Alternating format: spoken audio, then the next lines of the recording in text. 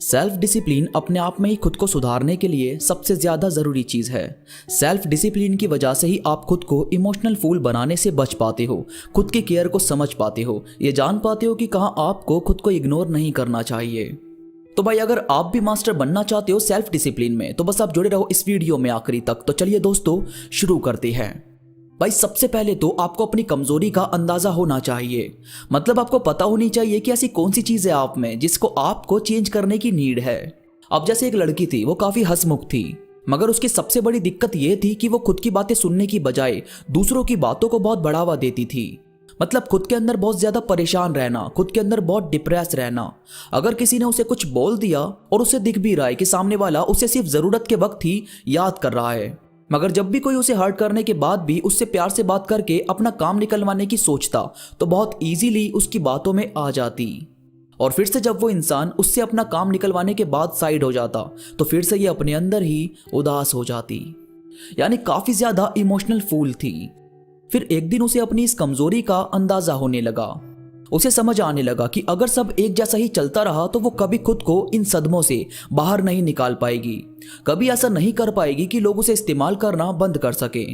फिर उसने खुद को बदलने के लिए सबसे पहले उसका बॉयफ्रेंड, जो उसे सिर्फ तब याद करता था जब उस बंदे का मन होता था, मतलब खुद से कभी बात नहीं करनी, और जब दिल किया तो बस सॉरी बोलकर प्यार जताने लगा। और वही शख्स इसकी सबसे बड़ी कमजोरी भी था। तो इसने सबसे पहले खुद को मजबूत करके उसे ब्लॉक किया और उससे सारे अपने लिंक्स खत्म किए। उसके बाद वो दोस्त जो सिर्फ दोस्त होने का दिखावा करते थे, जो सिर्फ अपने काम के लिए इसे याद करते थे, उन्हें आईना दिखाया। यानी अब जब वो इसके पास हेल्प लेने आए तो इसने उन्हें अपने मन की सारी बातें बोली और दिखाया कि वो इसके पास सिर्फ तब आते हैं जब उन्हें इसकी जरूरत होती है। और फिर उन लोगों की नजरें खुद ही झुकने लगी। अब ऐसा नहीं था कि यह बिल्कुल पत्थर हो गई थी, मगर इसने उन सबको साइड करने के बाद नए दोस्त जो इसे हमेशा याद करते, बर्थडे पार्टी में बुलाते, इसकी रिस्पेक्ट करते, इसे जब भी उनकी नीड होती तो वो साथ खड़े रहते, ऐसे लोगों से दोस्ती की। और इनके साथ रहते हुए भी इसने ये सोच लिया था कि अब अगर इनमें से किसी ने भी या कभी किसी ने भी इसे हर्ट किया या कोई भी इसकी लाइफ में ऐसा है जो इसकी कमजोरी बन रहा है या सिर्फ इसे अपने हिसाब से चलाने की कोशिश कर रहा है और इसकी बातों को कोई बढ़ावा नहीं दे रहा, तो ये उसे खुद ही अपनी लाइफ से हटा देती थी या खुद ही उसकी लाइफ से साइड हो जाती थी। यह होता है इमोशंस पर कंट्रोल।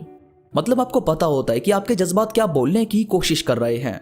कहीं आप पागलों की तरह सिर्फ लोगों के पीछे अंधे तो नहीं है, कहीं आप अपना करियर, अपना काम भुलाकर सिर्फ रोने धोने में अपना टाइम वेस्ट तो नहीं कर रहे।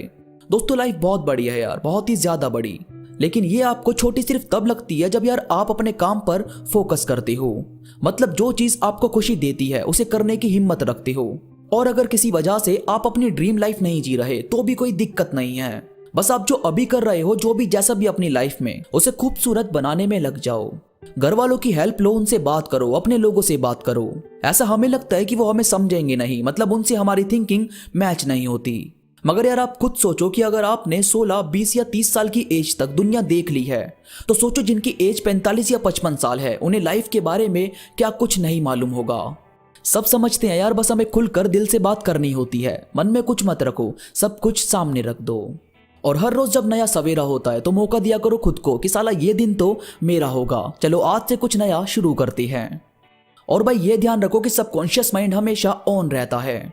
आपकी सेल्फ केयर या सेल्फ लव में यह बहुत बड़ा रोल निभाता है। अगर यार आप सेल्फ डिसिप्लिन में अपनी आदतों को, अपने टास्क को शामिल नहीं करोगे तो वो वैसे ही रहेंगे जैसे रह रहे हैं।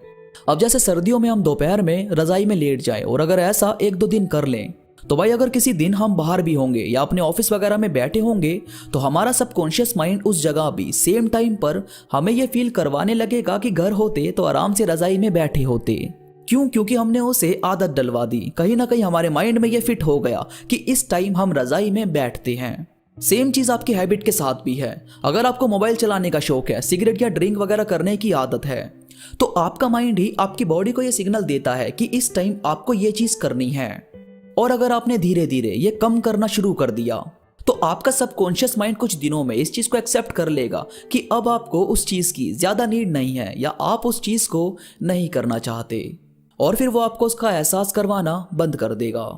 ठीक इसी तरह आप सेल्फ डिसिप्लिन के जरिए अपनी आदतों को सुधार सकते हो।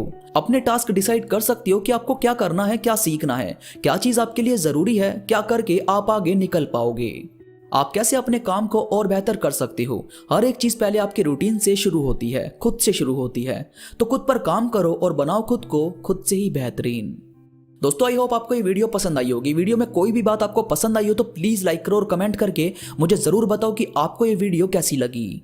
इसके साथ ही मेरे साथ इंस्टाग्राम पर अभी जुड़ो। इंस्टा पर मैं बहुत सारी चीजें अपडेट करता रहता हूं जो मुझे यकीन है कि आपको जरूर पसंद आएगी। इंस्टा पर आपको मेरी सारी अपडेट सबसे पहले मिलेगी। इंस्टाग्राम का लिंक नीचे डिस्क्रिप्शन में मौजूद है, तो प्लीज जाओ और जल्दी से जुड़ जाओ। तो अभी के लिए बस इतना ही। मैं मिलूंगा आपसे नई वीडियो के साथ, तब तक के लिए धन्यवाद।